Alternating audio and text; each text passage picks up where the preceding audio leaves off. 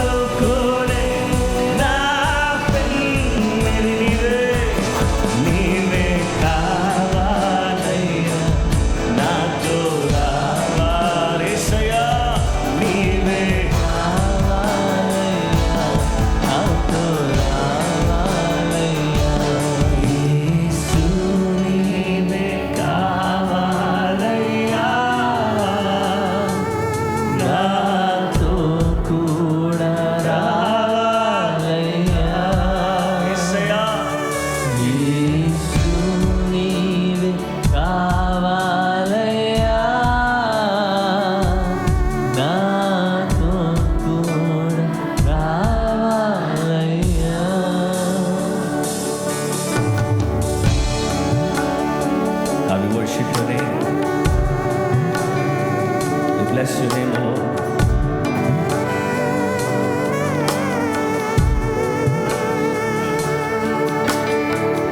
దేవా, నీవు నాతో వస్తే దిగులు నాకుండదు. నీవు ఆజ్ఞాపిస్తే దేవా, ఏ తెగులైనా నన్ను అంటదు తండ్రి.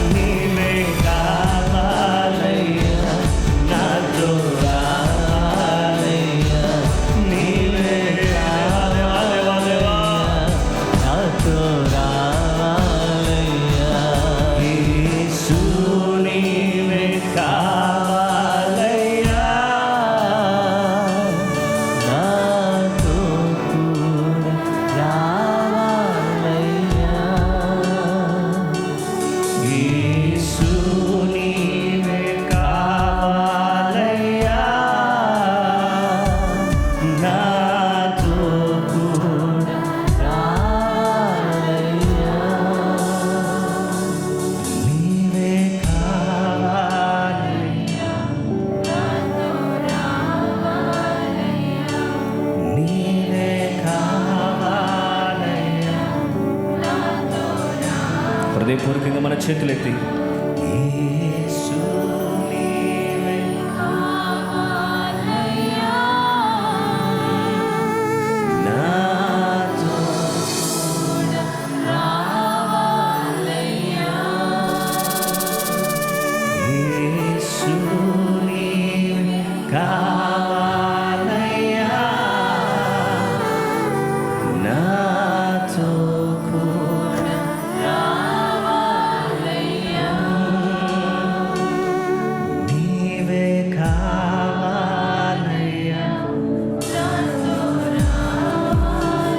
Jesus, we worship your name. We bless your name. We give you glory, Lord. Hallelujah. Parishuddhuda Yesu neeve kavalaya. Thank you, God. Nato kuda kavalaya. Yesu neeve kavalaya.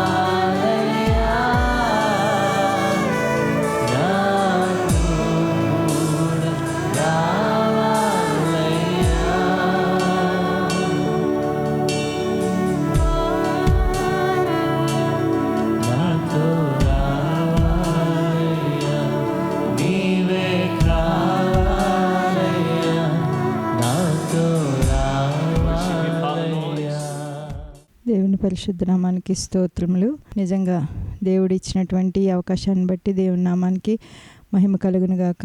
ఈ సంఘానికి మేము 2005 సంవత్సరం నుంచి మరి ఇక్కడికి వస్తున్నాము. దేవుడు ఈ సంఘమునకు వచ్చిన దగ్గర నుంచి నన్ను, నా కుటుంబాన్ని ఎంతగానో కాపాడుతూ మరి ఎంతగానో ఆత్మీయంగా బలపరుస్తూ మరి కుటుంబాన్ని ఏ విధంగా కట్టుకోవాలి, ఆత్మీయంగా అనేక విషయాలు బోధించినటువంటి ఈ సంఘాన్ని బట్టి నేను దేవాది దేవుని స్తుతిస్తున్నాను.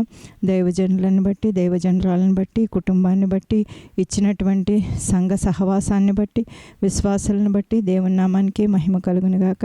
నిజంగా ఈ చర్చికి దగ్గరలోనే మాకు ఒక గృహాన్ని ఏర్పాటు చేయండి ప్రభువా అని ప్రార్థన చేసినప్పుడు ఎంతగానో దేవుడు సహాయం చేసి మరి చక్కటి కృప చూపించి మాకు చక్కటి గృహాన్ని ఏర్పాటు చేశారు.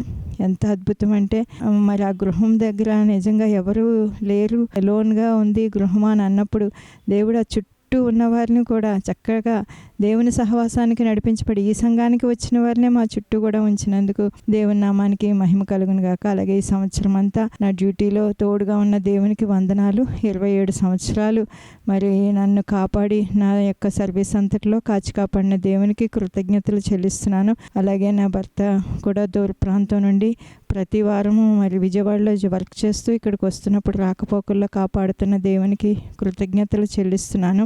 ఎంతగానో కాచి కాపాడుతున్నారు. మన భర్త కూడా రిటైర్డ్ అయిపోయినా సరే ఆయన యొక్క సర్వీసెస్ని గుర్తించి మళ్ళీ గవర్నమెంట్ వాళ్ళు మళ్ళీ సర్వీస్లోనికి తీసుకొని ఆయన ఎంతైనా హెచ్చైన స్థితిలో ఆయన ఉంచినందుకు కూడా వందనాలు చెల్లిస్తున్నాను. నా బిడ్డలను కూడా ఎంతగానో ఆశీర్వదించి దీవించి మరి దేవుడు బలపరుస్తున్నాడు. మరి అంచెలంచెలుగా ఎదగడానికి దేవుడు కృప చూపించారు. అందుని బట్టి దేవుని నామానికి మహిమ కలుగును గాక. అలాగే మరి ఇచ్చినటువంటి ప్రతి ఆశీర్వాదాన్ని బట్టి దేవుని స్తుతిస్తున్నాను. మరి దైవజనుల యొక్క దైవ దాసుని యొక్క మరి వర్తమానాల ద్వారా మా కుటుంబం ఎంతో బలపడుతుంది. అలాగే దైవజనురాలను బట్టి కూడా వందనాలు చెల్లిస్తున్నాను. విమెన్ ఫెలోషిప్ని బట్టి నేను ఎంతగానో ప్రోత్సహింపబడుతూ మరి ప్రతి వారంలో కూడా ఉపదేశాల ద్వారా బలపడడానికి దేవుడు ఎంతో కృప చూపిస్తున్నారు. మరి కృపా సమృద్ధి సంవత్సరంలో దేవుడు నన్ను ఆశీర్వదించి నా కుటుంబాన్ని బలపరిచిన విధానాన్ని బట్టి దేవునికి వందనాలు చెల్లించుకుంటూ ఈ చిన్న సాక్ష్యం దేవుడు దీవించునుగాక. ఆమేన్.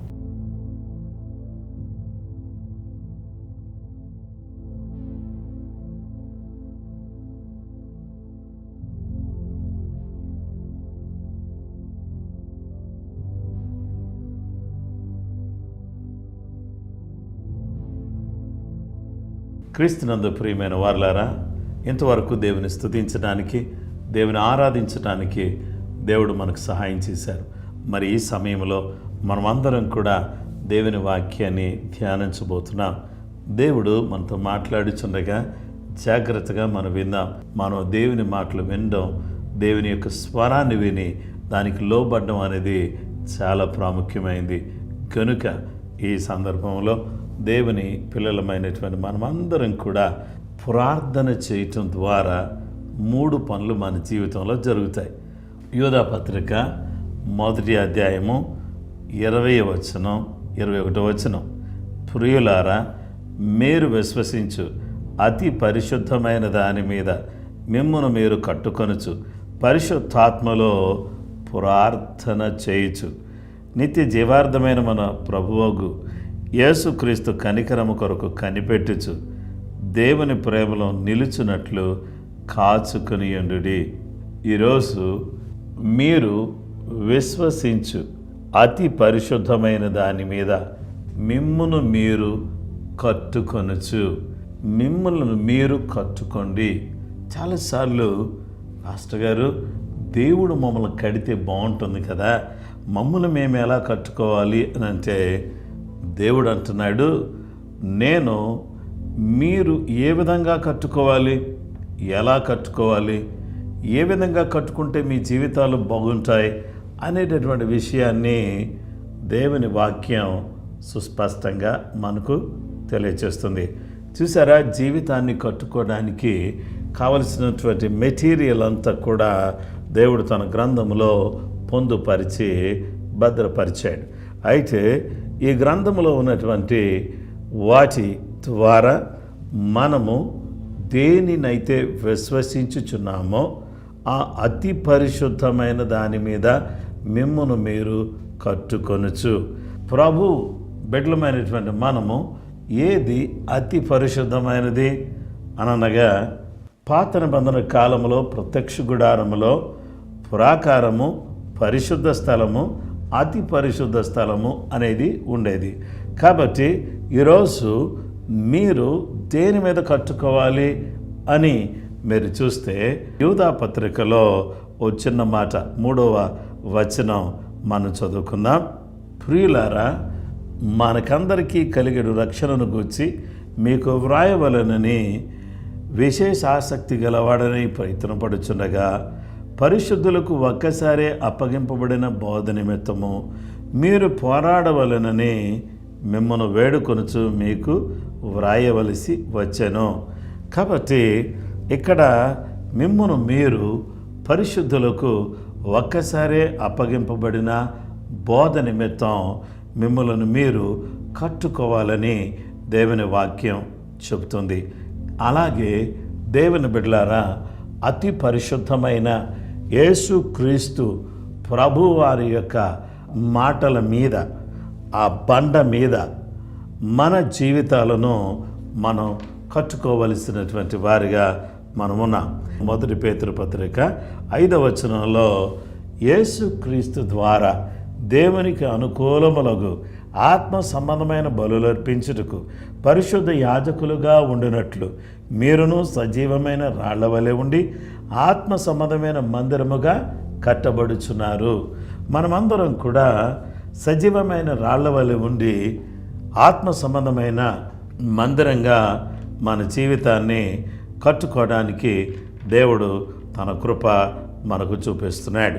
నా ప్రియమైనటువంటి సహోదరి సహోదరులారా, మనమందరం కూడా అతి పరిశుద్ధమైన దాని మీద మనము కట్టుకోవాలి. ఆ అతి పరిశుద్ధమైన క్రీస్తు అనే బండ మీద మన జీవితాలను, ఆయన వాక్యం మీద, ఆయన మీద మన జీవితాలను కట్టుకోవాలని దేవుని వాక్యం మనకు తెలియజేస్తుంది. ఎఫెసీయులకు రాసిన పత్రిక 2వ అధ్యాయము 18వ వచనం, 19వ వచనం, 20వ వచనం నేను చదువుతున్నా. ఆయన ద్వారానే మనం ఉభయులము ఒక్క ఆత్మయందు తండ్రి సంధికి చేరగలిగి ఉన్నాము. కాబట్టి మీరిక మీదట పరజనులను పరదేశులనై ఉండక పరిశుద్ధులతో ఏక పట్టణస్థులను దేవుని ఇంటివారునై ఉన్నారు. క్రీస్తు యేసే ముఖ్యమైన మూలరాయి ఉండగా అపోస్తలులను ప్రవక్తలను వేసిన పునాది మీద మీరు కట్టబడి ఉన్నారు. ప్రతి కట్టడమును ఆయనలో చక్కగా అమర్చబడి ప్రభునందు పరిశుద్ధమైన దేవాలయముకు వృద్ధి పొందుచున్నది. ఆయనలో మీరు కూడా ఆత్మ మూలముగా దేవునికి నివాస స్థలమైనకు కట్టబడుచున్నారు. గనుక మనము దేవునికి నివాస స్థలంగా ఉండడానికి మన జీవితాలను మనం కట్టుకోవలసిన అవసరత మన మీద ఉంది అని దేవుని వాక్యమును మనం చూడవచ్చు. అంటే మనము ఈ విశ్వసించు అతి పరిశుద్ధమైన దాని మీద మనము కట్టుకోవాలి అని దేవుని వాక్యం మనకు తెలియజేస్తుంది. బలులు అర్పించుట కొరకు కట్టబడాలి.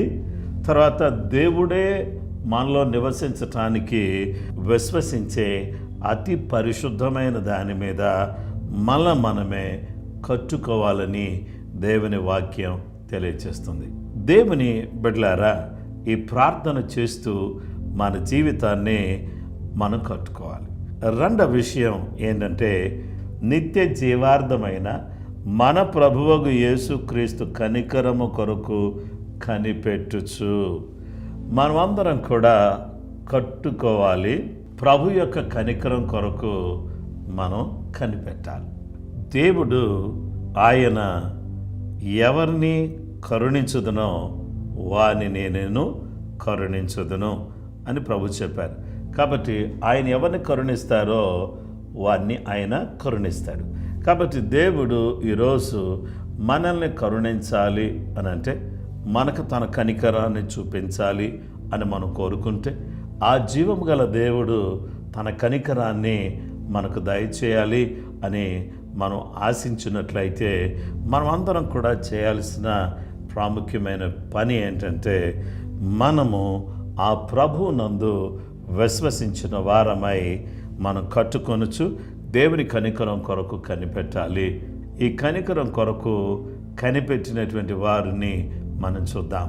ఇక్కడ ఎస్తేరు రాజు దగ్గరికి ప్రవేశించటం న్యాయ వ్యతిరేక్తమైనప్పటికి కూడా ఆమె రాజుగారి దగ్గరికి ప్రవేశించినప్పుడు రాజుగారి కనికరం ఆమె మీద వచ్చినట్లుగా మనం చూస్తాం. ఈ కనికరం రావటం ద్వారా ఏం జరిగిందో తెలుసా అండి?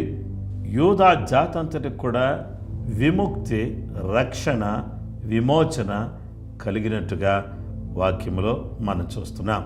మరి దేవుని కనికరం కొరకు కనిపెట్టడం అనేది చాలా ప్రాముఖ్యమైనటువంటి విషయం.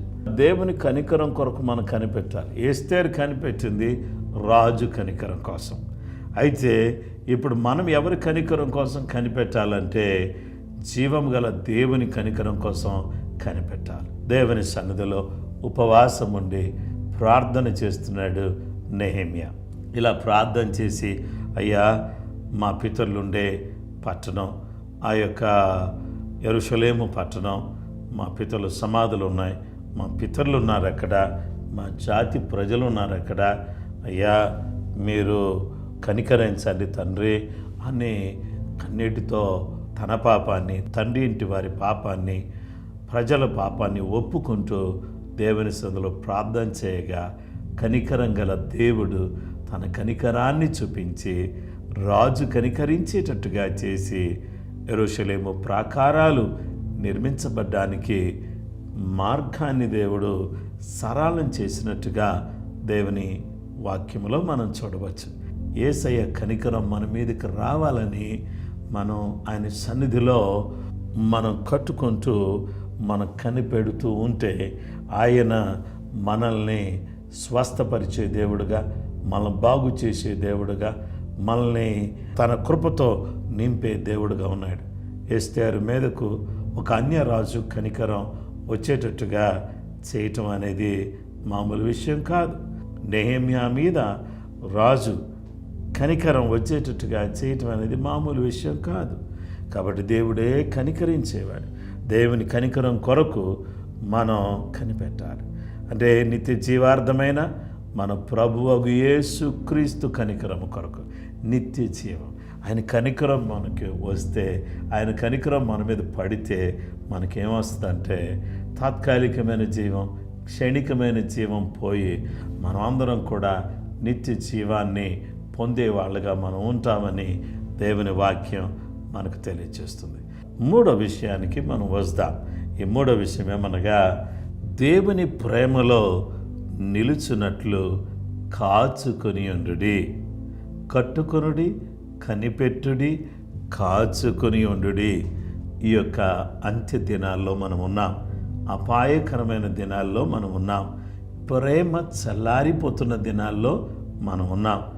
మన ప్రజల మధ్యలో, బాంధవ్యాల మధ్యలో, సంబంధాలు మధ్యలో ప్రేమ చల్లారిపోతున్నటువంటి విషయం మనకు కనబడుతుంది. అయితే ఈ సమయంలో దేవుని ప్రేమలో నిలుచున్నట్లు కాచుకొని ఉండుడి. కాబట్టి మనము ఏం చేయాలో తెలుసా అండి? దేవుని ప్రేమలో మనం నిలిచేవారిగా ఉండాలి. పరిశుద్ధ గ్రంథంలో ప్రకటన గ్రంథం 2వ అధ్యాయం 4వ వచనంలో ఎఫెసీ సంఘాన్ని గురించి ఈ యొక్క ప్రకటన గ్రంథంలో అపొస్తలుడైన యోహానుకు దేవుడిచ్చిన ప్రత్యక్షతను గురించి, ఈ ఎఫెసు సంఘాన్ని గురించి దేవుడు మాట్లాడిన మాటలు మనం ఒకసారి చదువుదాం. ప్రకటన గ్రంథం 2వ అధ్యాయం 4వ వచనం. ఆయనను మొదట నీకుండిన ప్రేమను వదిలెత్తువని నేను నీ మీద తప్పు ఒకటి మోపవలసి ఉన్నది. నీవు ఏ స్థితిలో నుండి పడితవో అది జ్ఞాపకము చేసుకుని మారు మనసు పొంది ఆ మొదటి క్రియలు చేయము. అట్లు చేసి నీవు మారు మనసు పొందితేనే సరి, లేని ఎడల నేను నీ యొద్దకు వచ్చి నీ దీపస్తంభమును దాని చోట నుండి తీసివేతును. ఎఫెసు సంఘంతో అంటున్నాడు, ఆయనను నీ మీద నేను ఒక తప్పు మోపాలని అనుకుంటున్నాను. ఏంటి ఆ తప్పు నాయనా అని సంఘం ఒకవేళ ఆయన అడిగితే ఆయన అంటున్నాడు, ఇదిగో నీకుండిన మొదటి ప్రేమను నువ్వు వదిలిపెట్టావు. ప్రేమలో నిలిచేటట్లుగా మీరు కాచుకోండి అని చెప్తే మీరేం చేశారంటే ప్రేమ, దాని పొడుగు, దాని ఎత్తు, దాని వెడల్పు ఎంతో మీరు తెలుసుకుని దాంట్లో నిలిచి ఉండాలని నేను చెప్పాను కదా. మీరేం చేశారు? దాంట్లో నిలవకుండా మీరు పడిపోయారు. అంటే మీకున్న మొదటి ప్రేమను మీరు వదిలేశారు. ఈరోజు మొదటి ప్రేమ అంటే ఆ ఫస్ట్ లవ్ అనేది చాలా ప్రాముఖ్యమైనది. ఒకప్పుడు యేసు ప్రభు నమ్ముకున్నప్పుడు ప్రార్థన అంటే ఆసక్తి, దేవుని సన్నిధిలో గడపాలంటే ఎంతో ఆసక్తి కలిగినటువంటి వారిగా ఉండేటటువంటి మనం ఆ దేవుని సన్నిధిలో ఉండాలి అంటేనే మనకేదో ఆసక్తి లేకపోవటం, పట్టుదల లేకపోవటం, ప్రార్థనలో ఉండకపోవటం అనేటటువంటి ఇలాంటి పరిస్థితి మనకు ఎదురైనటువంటి విషయం మనకు ఎదురవుతుంది. అంటే ఎఫెసు సంఘములో ఇలా ఉంది. ఈరోజు కూడా చాలామంది దేవుని సన్నిధి అంటే ప్రేమ లేదు, వాక్యం అంటే ప్రేమ లేదు, ప్రార్థన అంటే ప్రేమ లేదు, మందిరం అంటే ప్రేమ లేదు. అలాగే ఈ ప్రేమ లేని జీవితం జీవిస్తూ ఉన్నారు.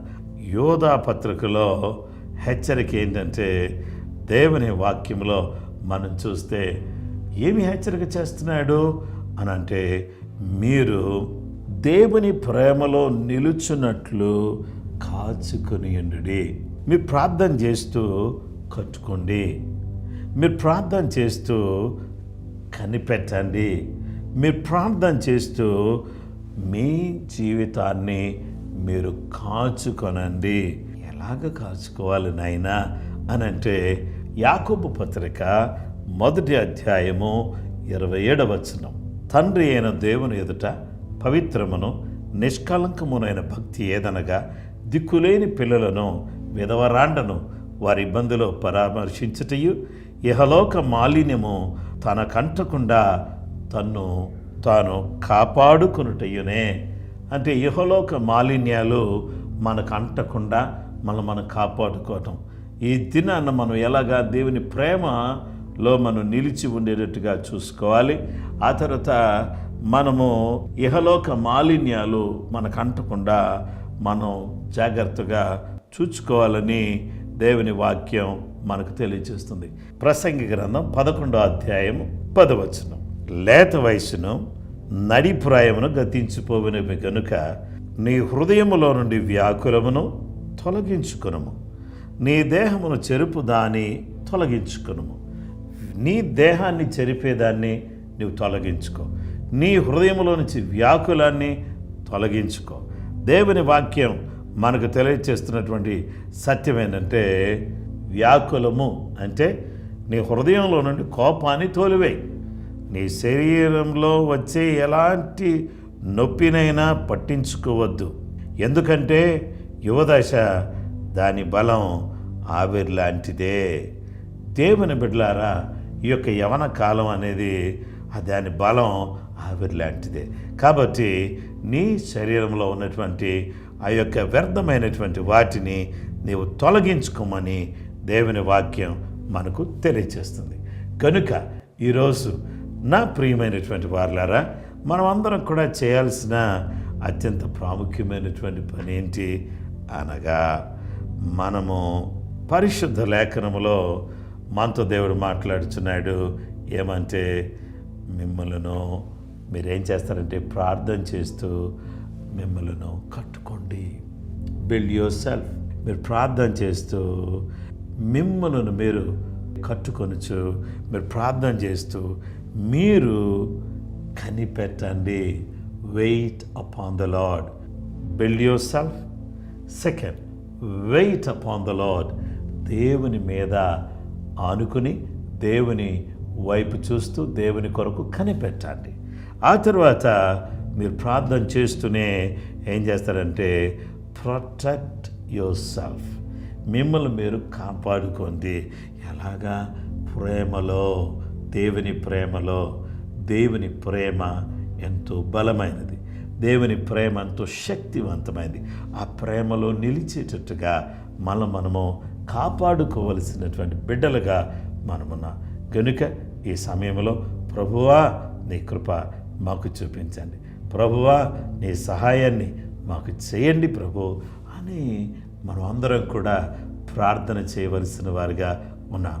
దయచేసి ఈ వారమంతా దేవుడు తన కృప మనకు దయచేసేటట్టుగా ప్రార్థన చేసుకుందాం.